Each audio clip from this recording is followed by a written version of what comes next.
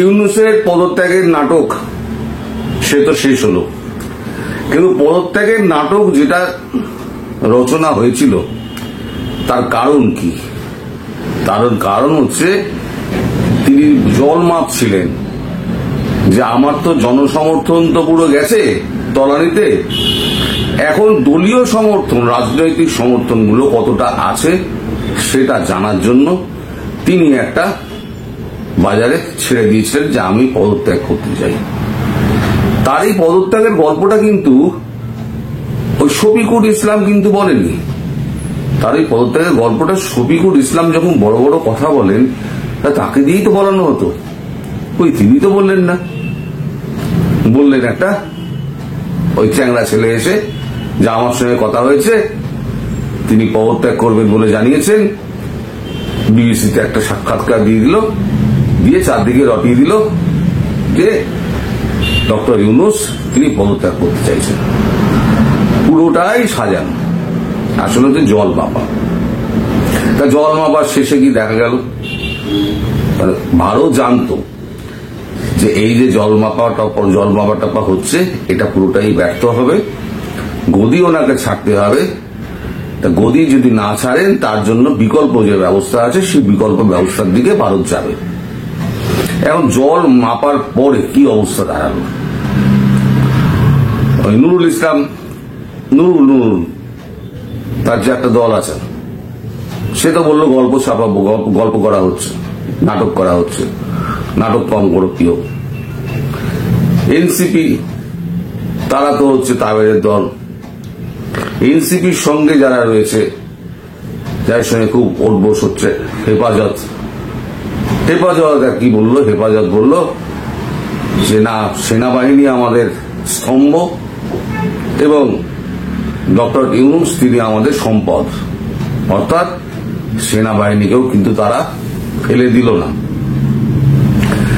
BNP সব থেকে বড় দল রাজনৈতিক, মানে আওয়ামী লীগের পরে, তারা তো নানান রকম চারজনে চার রকম কথা বলে, কিন্তু শেষে একটা কথা এসে দাঁড়ালো, সেটা হচ্ছে যে আমরা বারবার দেখা করতে চেয়েও আমরা ডক্টর ইউনূসের দেখা পাই না। অথচ এই এনসিপির চ্যাংড়া গোষ্ঠী তারা কিন্তু যখনই দরকার হয় তখনই সোজা গড়গড় করে যমুনাতে ঢুকে যায়। বাকি রইল জামাত এখন পড়েছে মুশকিলে। জামায়াত তো যদি আমও যাবে ছালাও যাবে যদি এ চলে যায় ডক্টর ইউনূস।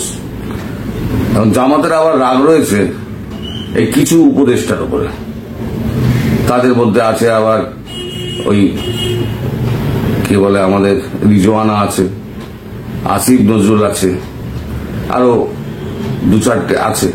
শফিকুল সম্পর্কে তাদের তো একেবারে গা জ্বালা করা মানে একটা ব্যাপার রয়েছে, শফিকুলকে সহ্যই করতে পারে না।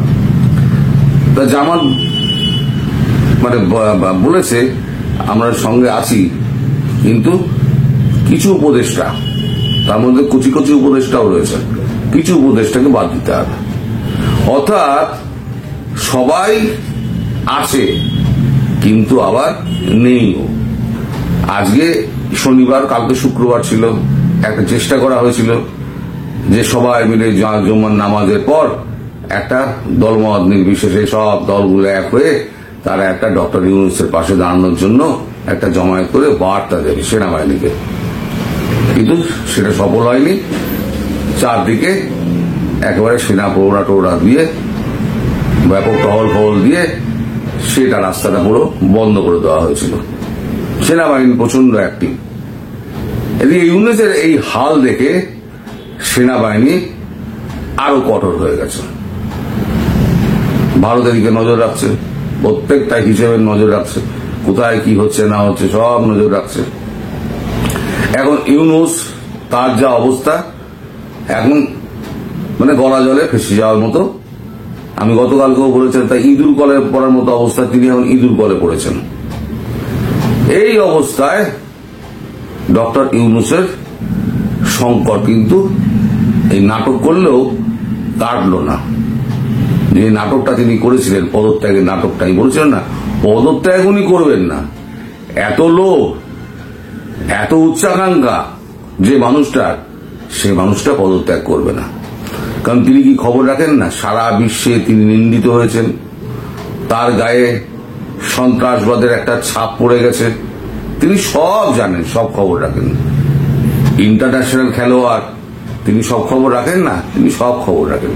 কিন্তু তার এই অদম্য ইচ্ছা, তিনি শেষ জীবন একদম কবরে যাওয়ার আগে পর্যন্ত তিনি এই ক্ষমতা ভোগ করে যাবেন। কিন্তু সেটা মনে হচ্ছে আর হবে না, কারণ ভারত আর হতে দেবে না। এখন ভারত পরিষ্কার বুঝে গিয়েছে ইউনূসের হালে পানি নেই। গতকালকে আপনাদের ওই যে নামটা আমার মনে থাকে না, নতুন এনেছে, তার নামটা আমার এই মুহূর্তে মনে পড়ছে না, যিনি স্পেশাল রিপ্রেজেন্টেটিভ ছিলেন, পরে এনএসএ হলেন। উনি তো যখন ইউনূসের সঙ্গে ভারতবর্ষে এসেছিলেন দিল্লিতে, বৈঠক হওয়ার পরে খাবার টেবিলে আমাদের এনএসএ অজিত দোভালের সঙ্গে গুজগুজ ফুসফুস শুরু করেছিলেন এবং বলেছিলেন যে আপনার সঙ্গে আমার কিছু কথা আছে। তখন অজিত দোভাল বলেছিলেন যে আমি সমপর্যায়ের লোক ছাড়া কারোর সঙ্গে কথা বলি না। এখন ওনার তো সমপর্যায় হয়ে গেছেন। গতকালকে তিনি অজিত দোভালকে ফোন করেছিলেন, ফোন করে উনি গোপনে বলেছেন যে ডক্টর ইউনূসকে একটা সেফ প্যাসেজ দেওয়া হোক। এখন সেফ প্যাসেজ, তখন ডক্টর ইউনূস ভাগবার চেষ্টা করছেন, এখন সেফ প্যাসেজ পাবেন কিনা সেটা নিয়েও ওনার কিন্তু চিন্তা রয়েছে। ভারত অনেক চিন্তা ভাবনা করার পর অজিত দোভাল বলেছে ঠিক আছে আমি কথা বলে দেখছি। তারপর উনি কথাবার্তা বলার পর আবার 2 ঘন্টা বাদে আবার আপনার বাংলাদেশের এনএসএ তিনি আবার ফোন করেন। তখন অজিত দোভাল বলেন ঠিক আছে আমরা সময় দিচ্ছি, সোমবার বেলা 12টার মধ্যে তাকে পদত্যাগ করে দেশ ছাড়তে হবে। কোথায় যাবেন না যাবেন সেটা ওনার ব্যাপার। সোমবার 12টার পর তাকে পদত্যাগ হয়তো করতেই হবে, কারণ এই সরকার আইসিইউতে চলে গেছে, এখন হিক্কা তুলছে, এই সরকার টিকবে না। পদত্যাগ হয়তো করতে হবে, কিন্তু উনি তখন আর দেশ ছাড়তে পারবেন না। এই সোমবার 12টা পর্যন্ত ডক্টর ইউনূসের সামনে একটা রাস্তা খোলা আছে। খবরটা সম্ভবত সেনাবাহিনীর কাছেও গিয়েছে, নাহলে সেনাবাহিনী এতক্ষণে অ্যারেস্ট করে নিত। খবরটা সেনাবাহিনীর কাছে যাওয়ার জন্য সেনাবাহিনী চুপ করে বসে আছে। সোমবার বেলা 12টা অবধি ডক্টর ইউনূসের ভাগ্য কিন্তু এখন ঝুলছে। ওনাকে সিদ্ধান্ত নিতে হবে যে উনি থাকবেন, মানে ক্ষমতা ভোগ করার জন্য উনি ফাঁসি কাটে চড়তেও রাজি আছেন, নাকি জপলায়তি সজীবতী এই মন্ত্র মেরে উনি আগে ভাগে পালাবেন। এখন পুরোটাই নির্ভর করছে ডক্টর ইউনূসের উপর। তবে তার যা লোভ, তার যা লালসা, তার যা উচ্চাকাঙ্ক্ষা, আমি এখনো বিশ্বাস করি সোমবার 12টা কেন, মঙ্গলবার 12টা হলো, বুধবার 12টা হলো, পদত্যাগ উনি করবেন না। ওনাকে অ্যারেস্ট করে জেল হেফাজতে পাঠালে পরে তবে উনি মন থেকে ছেড়ে ফেলতে পারবেন আমি আর ক্ষমতায় নেই। কারণ এই যে চ্যাংড়ায় এই সমস্ত ছেলেপেলেগুলো ছিল না, এদের যে গলার আওয়াজ ছিল আমরাই যা বলি সেটাই আইন, শফিকুল ইসলাম তিনি আবার বলে বেড়াতেন যে আমরা যা ম্যান্ডেট পেয়েছি যা খুশি তাই করব। কে দিল ভাই ম্যান্ডেট? নির্বাচিত জনপ্রতিনিধি আপনারা, কেউ ম্যান্ডেট দেয়নি আপনাদের। আপনারা নিজেরাই নিজেদেরকে ড্রাম পেটাচ্ছেন, নিজেদের ড্রাম পেটাচ্ছেন। তা পেটান, তাতে কোনো আপত্তি নেই, কিন্তু অবশেষে কালিরামের ঢোল কিন্তু ফেসে গেছে। এবার কালিরামের পিঠের চামড়া উঠবে, ওই মাফলা শফিকুল ইসলামের চামড়া উঠবে, আর যে বেটা যেগুলো পালিয়ে আছে, আসিফ নজরুল থেকে আরম্ভ করে যেগুলো পালিয়ে আছে, সেগুলোর কান ধরে নিয়ে আসা হবে। এরা বাইরে বসে বসে জল মারছে।